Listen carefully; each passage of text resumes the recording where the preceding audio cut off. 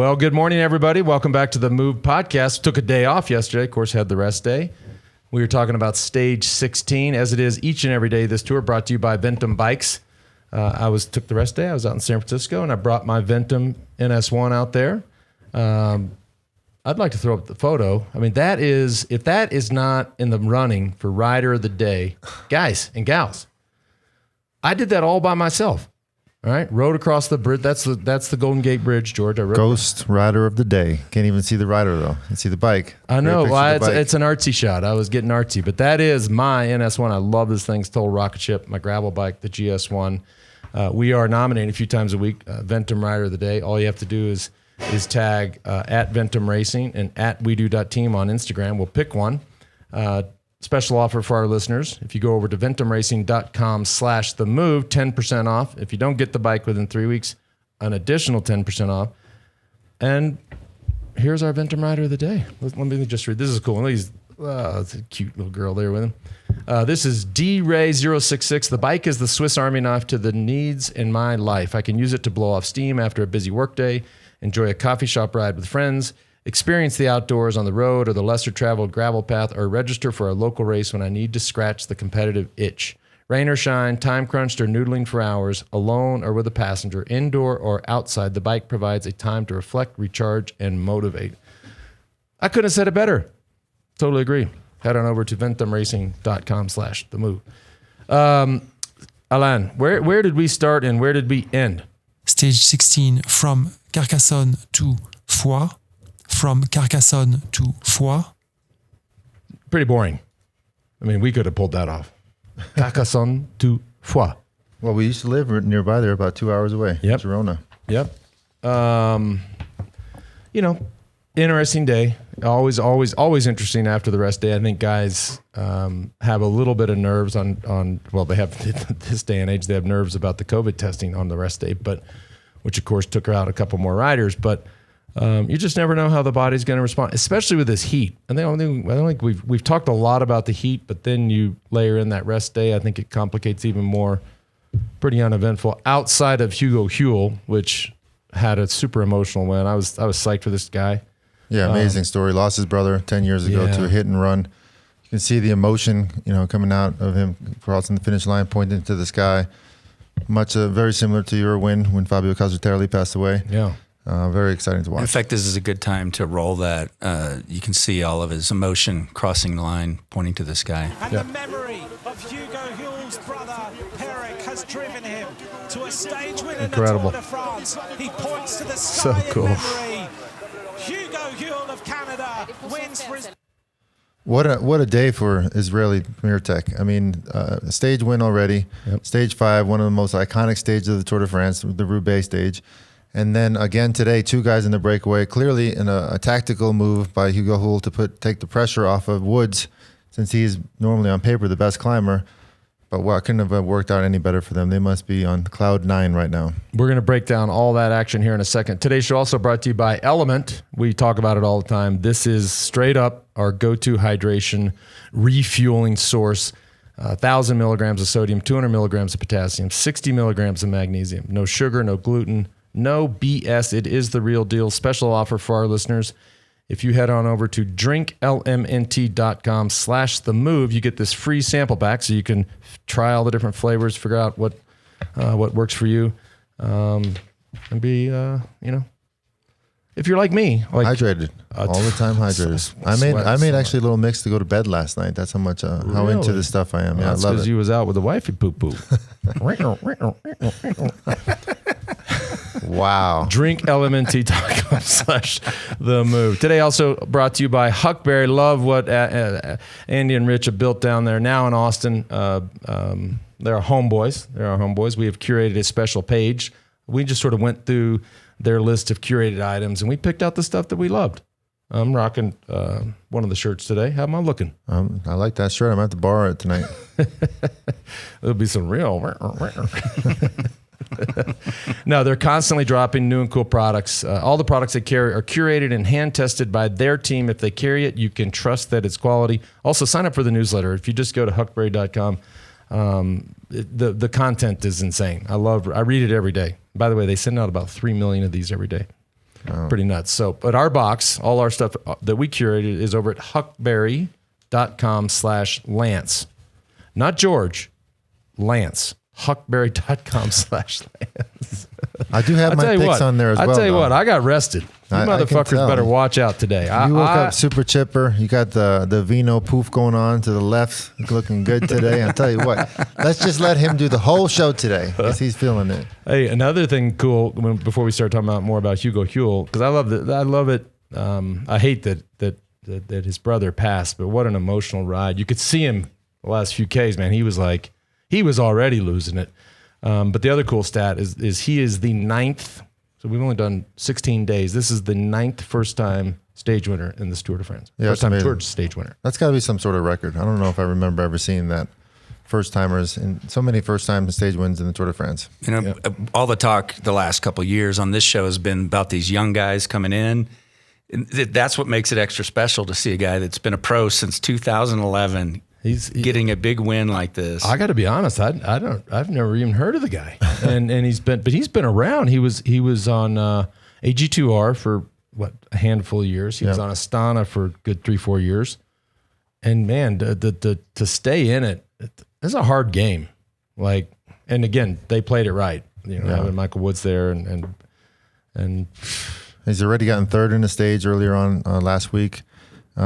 To Mads Pedersen. So for him to be out there today on the first day in the Pyrenees, super hot day, very difficult, very technical too. I mean, 29 guys in the breakaway. So many things can happen. They just went for it and just incredible win. And then of course you knew in the post-race interview they're going to tee up asking about his brother, which is a terrible story. But here's what he had to say about his win. I made it, and it's mean a lot to me. I had one dream: win the stage for my brother who died when I turned professional, and today that one is for him. I worked for 10, 12 years, and today I got my win for him, so it's incredible. I don't know what to say, just so happy.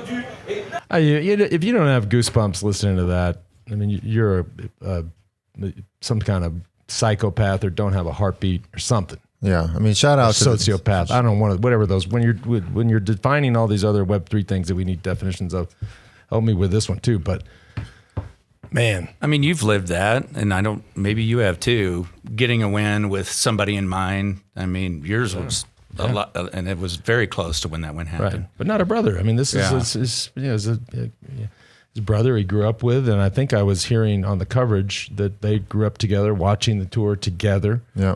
I mean, you can't, man. They spend every summer watching the tour together. There's also shout out to the team. I mean, we were talking about Israeli Premier Tech during the classics, how they're fighting to stay into the World Tour for next year.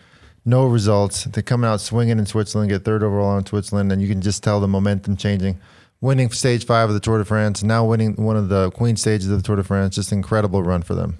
Yeah. And then maybe you can shed a little light, of what a Tour de France stage win means point-wise versus a lot of these others. It's got to be pretty significant, right? Don't you have another show with Yeah, that's a I think question. You have another show with we're not the points with a guy experts. who knows all of this stuff. That is a Johan. I'll break that down on JB Squared today. But what it does mean, George and I are like, what it does mean for the owner of Israeli Premier Tech and the sponsors is just it's a priceless win. I mean, to win a mountain stage solo in the Tour de France, their jersey on TV all day long. Not only that, but get third place as well, first and third.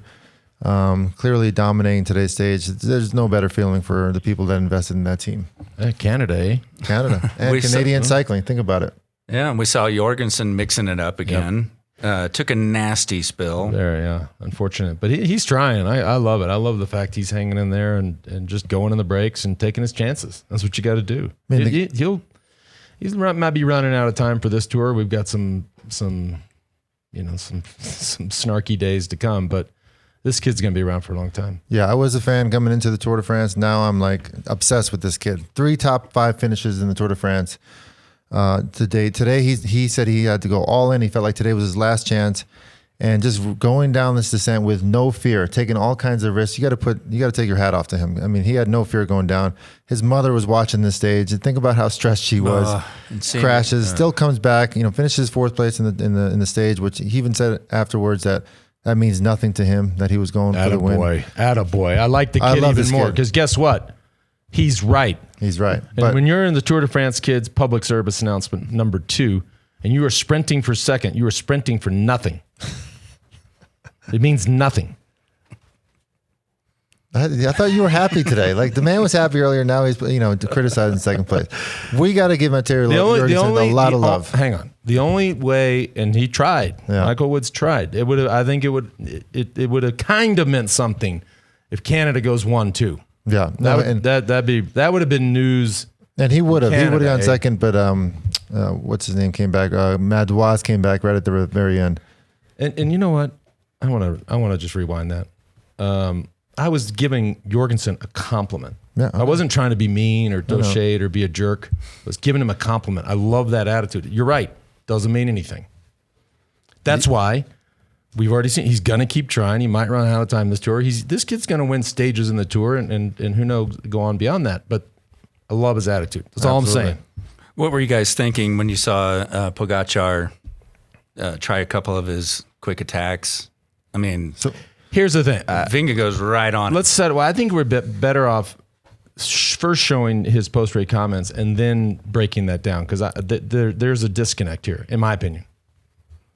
Yeah, today in the final climb would make no sense because there was Kuss really strong and Van Aert in the front, so I wouldn't make any different on the downhill. So yeah, it was a hard day, but I'm looking forward for the next 2 days. Yeah. That's disconnected. I mean, because he tried on the climb before, which was not nearly as hard, and then you would have been left with that downhill and then another climb and then a downhill.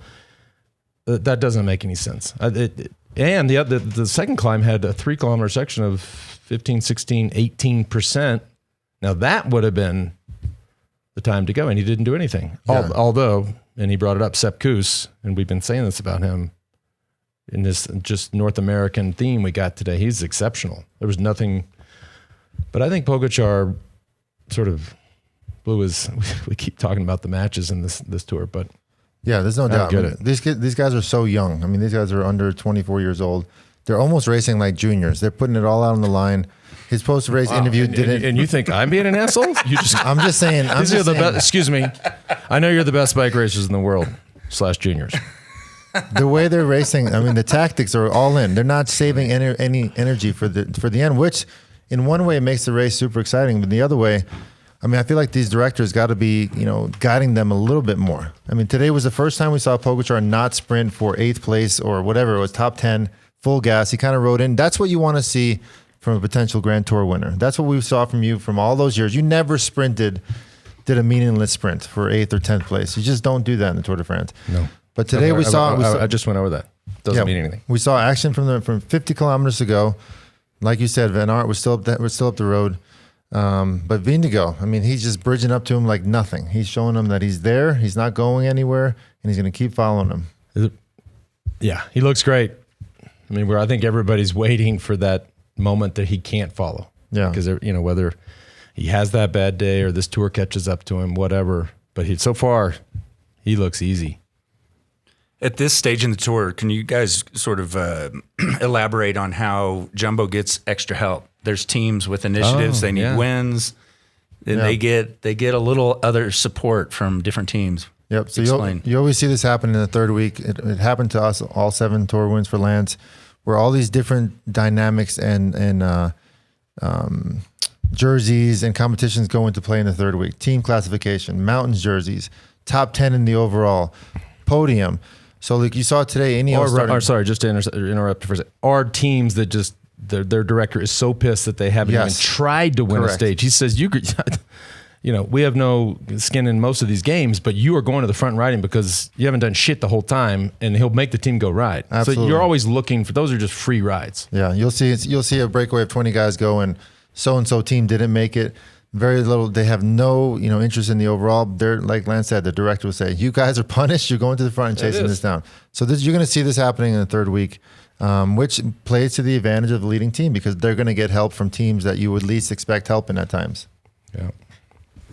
Today's show also brought to you by HVMN. I was just hitting some key. Did you see me just taking a swig off the ketone? We got a road ride today with Diaa. Diaa looks fit. Diaa's coming on the show in a little bit to talk about what he's building at Ventum. But before we do that, today's show brought to you by Ventum. Hello. Slow down. Them ketones got in me and got ahead of myself. I know, that's what they do. 60% of this peloton is actively using the new Ketone IQ from HVMN, as are the Special Forces.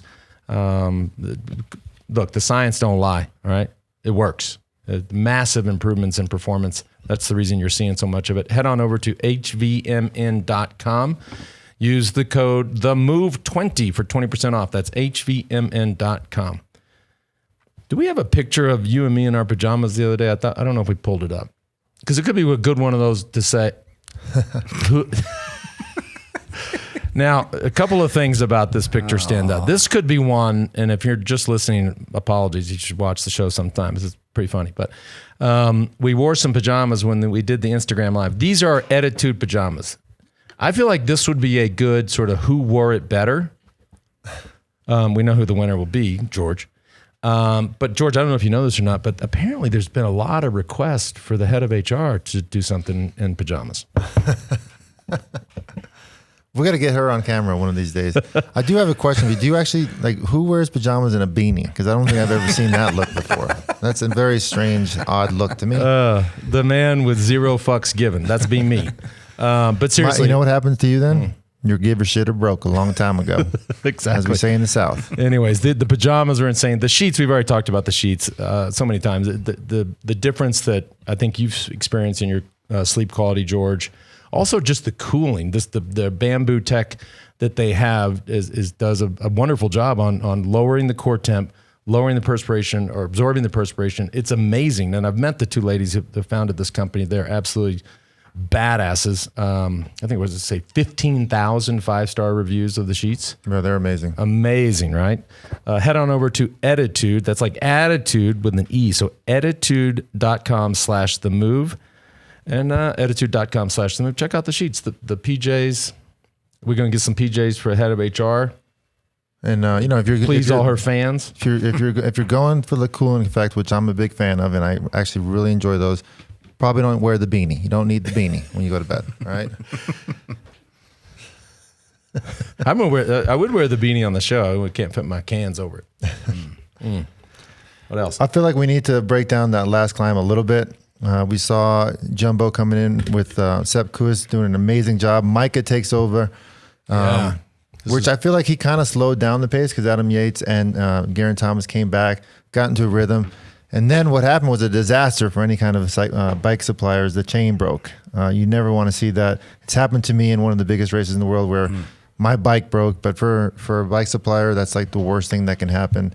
And there's going to be a lot of questions asked tonight from the mechanics and from the supplier. Why did that happen? And good job on his part to keep it upright. Normally, when you snap a chain under full power, I mean the only thing that normally happens is you go straight over the bars. You have so much power, so much torque, so much momentum moving forward that you just he kept it up. Yeah, looked like it.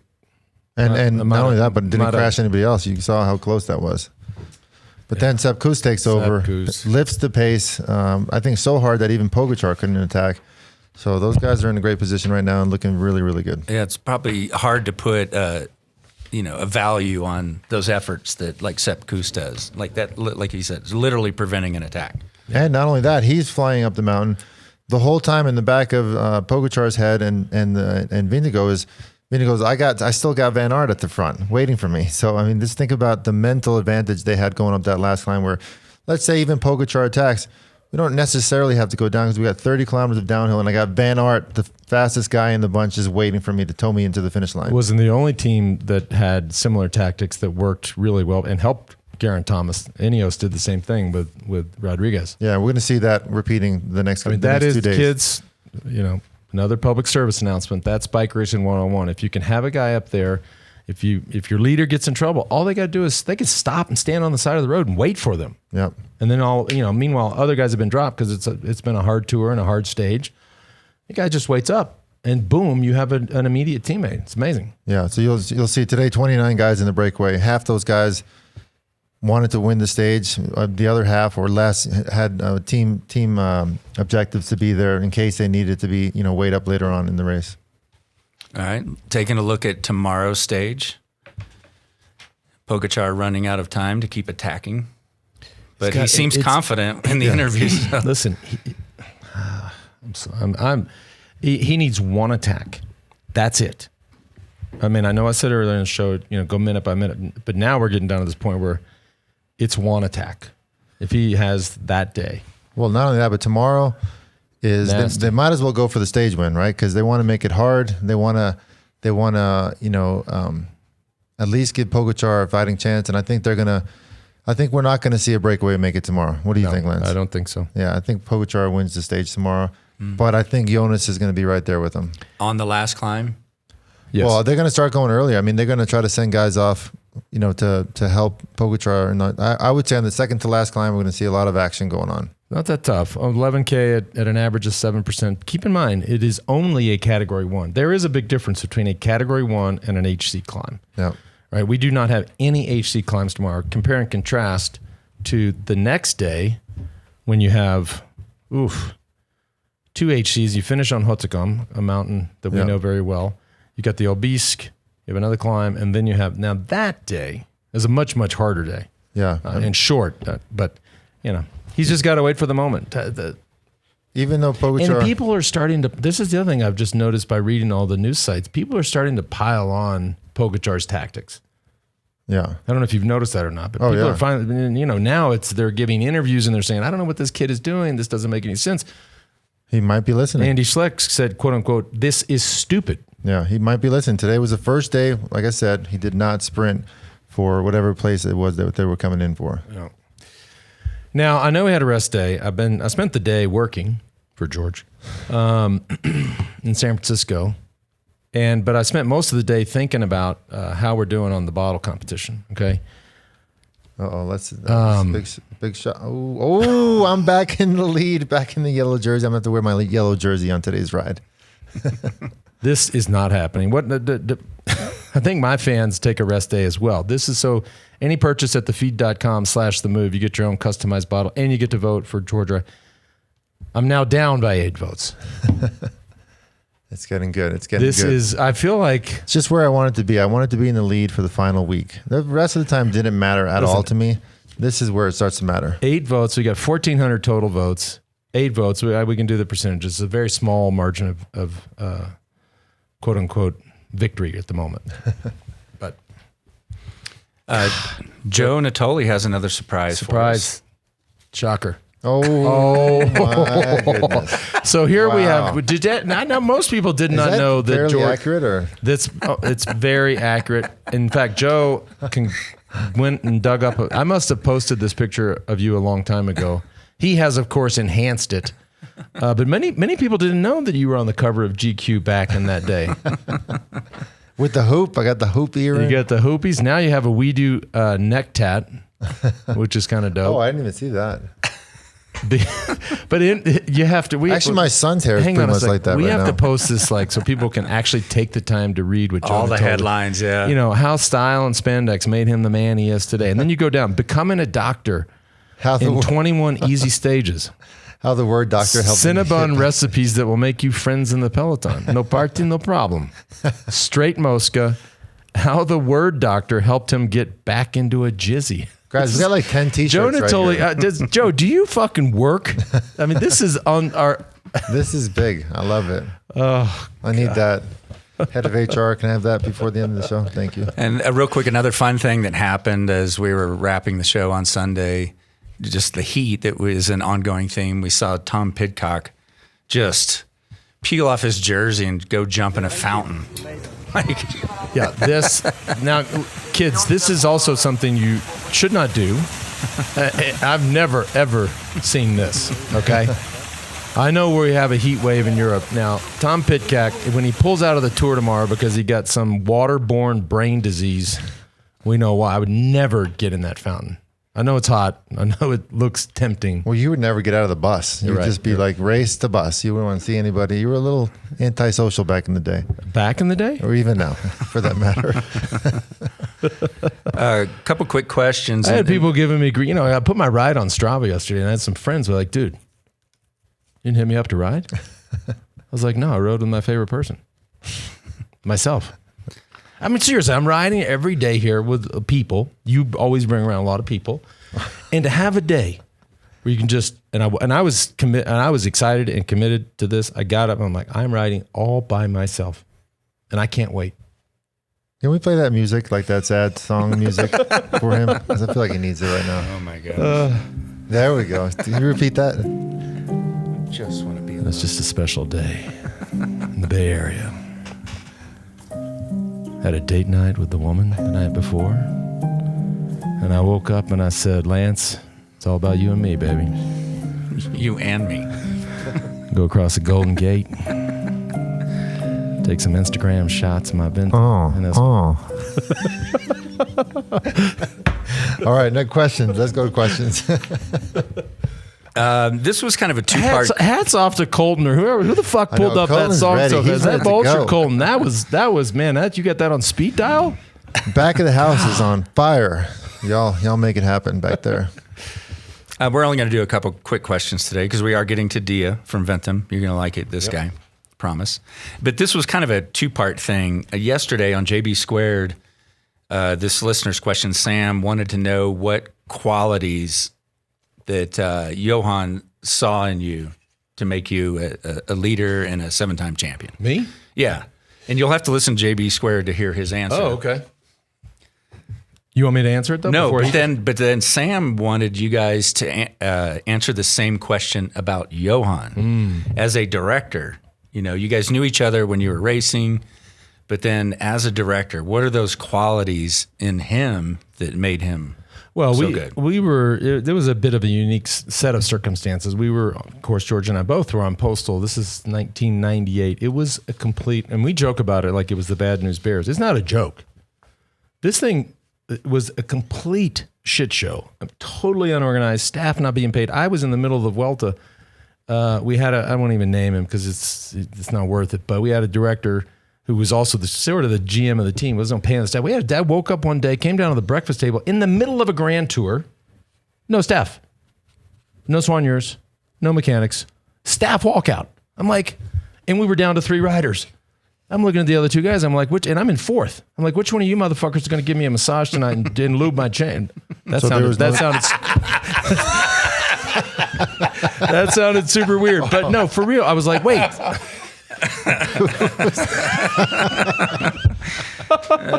but hang on, for real. No, that was not planned. God, that got me hot under the collar. Hold on. As Chappelle says about Kanye, rewind that. So, no, for real, yo, no, come on. All right, hang on. I was being serious, man. Staff walk out. That's another T-shirt too. Who's gonna? Which one of you motherfuckers gonna give me a massage and lube my chain? That's top 3 of this tour. Man. We can't go on. Diaa, sorry, you can't come on. We got to stop with that. Oh shit, no. All right, hang on, for real, yo. All right, hang on. Whoop. Wait, I'm gonna add to it. Which one of you motherfuckers is gonna give me a massage, lube my chain, and bring me a Cinnabon before the start of the stage? All right, so yeah, it was a disaster, and I'm like, we got to get somebody like legit in here. Johan was retiring. I raced with him, and we actually didn't see eye to eye when we raced, but I could tell that he was a crafty, and we've talked about this before, but he was a crafty tactician. His results were far better than I thought his engine was, and I don't mean that as a critique. It's true. He found a way to win bike races tactically, and he spoke 5 languages. So I'm like, I got his number from Marcel Woost. I called him. I'm like, what are you doing next year? Because I just figured he could manage people. He could communicate within the team, that he had the tactics down. He's like, I don't want to do that. I'm like, I don't know, man. Then I ended up finishing the Vuelta in 4th, and then he took the gig, and the rest is history. I think it's no question can follow that other one. So I think we're going to move on today. Move on. Which one of you motherfuckers is going to give him wow. My life is dope and I do dope shit. What was their reaction? They're like, you know, I don't feel too good. I think they got to abandon the Vuelta. You're on your own, Lance. Knee pain. Ooh. You can lube your own chain. All right. Let's wrap here and let's get Diaa in here to talk. Diaa, man, Diaa's got a tough act to follow. Bring in D. All right, as advertised, I know we had a bit of a hiccup there when I don't even know what I was thinking. Said some really stupid shit, but slight hiccup, reset. We got Diaa from Ventum on the show, who we've had. Was it last year you came on the show? It was last year, and I got to tell you, the show has gone off the rails since then. Yeah, clearly. Yeah. No, we just saw it. We just saw it. It was the rest day. I blamed the rest day, and I had my love song with my NS1 in the Bay Area. That's very What a nice. shot. We were up there just spooning. Getting chains lubed, all that stuff. Dude, I love my NS1, as you know, and in my GS1, I hope you're okay with it. I brag more on my GS1. You do. I love it. Hey, that's good. If you came to here, this is legit, right? If you said to me, all right, LA, we're sort of over you, but we'll just give you one more bike. Yeah. I would, and you get to choose. I'd say, okay, give me the GS1. You do the GS1, and then would you carry you like can two ride sets of wheels? Carry like, two sets of wheels. Right? That rides like a road, like a rocket ship on the road. No, it's true. It's true. It's super aerodynamic, super integrated. So and comfortable. That's awesome. Yeah. Hey, but guys, before we start, every time I come on the show, I bring a gift. Last time, I got you my conditioner so you could have hair like me. That's right. I forgot about that. I mean, mission accomplished, right? Look at you Yeah. guys. You look great. I also heard that Lance last year said, damn it, the studio smells like Diaa for the last 2 weeks. And so I took that I know as it's coming then. Yeah, you know what? I took that as he wished the compliment. studio was smelling like me year round. Yeah. So I got you my latest scent. Oh, It's Le Labo Le Labo. B19. There's 2 little vials for you guys, so you can smell. What like is this, me. cologne? It is. It's beautiful. We don't use cologne. That's old school. It's just a scent. It's a scent, bro. It's a scent. So you can unwrap it. It's beautiful. Wow. Ignore the instructions, right? The Le instructions. Labo. There you go. The instructions, ignore wow. them. It's 10 to 12 spritzes every 2 to 4 hours. It's perfect. I feel like we should go back and talk about Ventum. Wow. How's business? Business is good. Business is good. As we know, before you say this, the bike business has blown up. Inventory, people have struggled with inventory, not just on the actual frame, but the component side. How have you guys managed? It's been good. I mean, look, there's no denying it. COVID has completely wrecked the supply chain, and you're going to feel that effect for months and months. It's not just the time during COVID. It's 18 months past COVID, whenever that is. We'll still be facing this.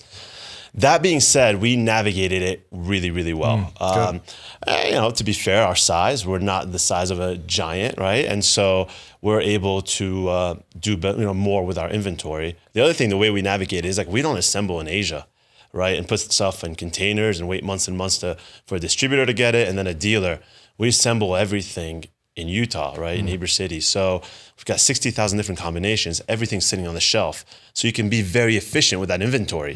It's not sitting on a medium-large GS1 when it could have been on a large NS1, right? So that's how we survived it. And there is light at the end of the tunnel. I would say that last year when you had me on the show, we were out of everything. Just like you couldn't get any components.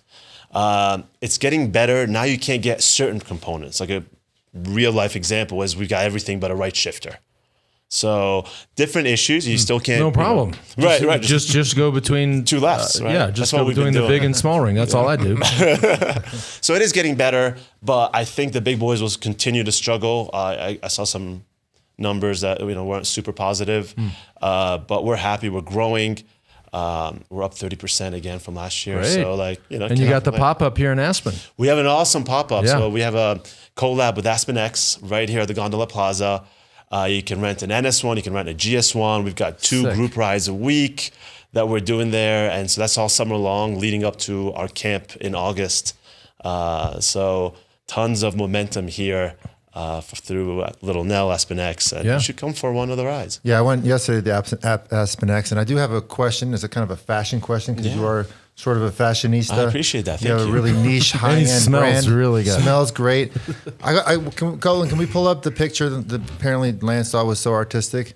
because I get made fun of all the time now.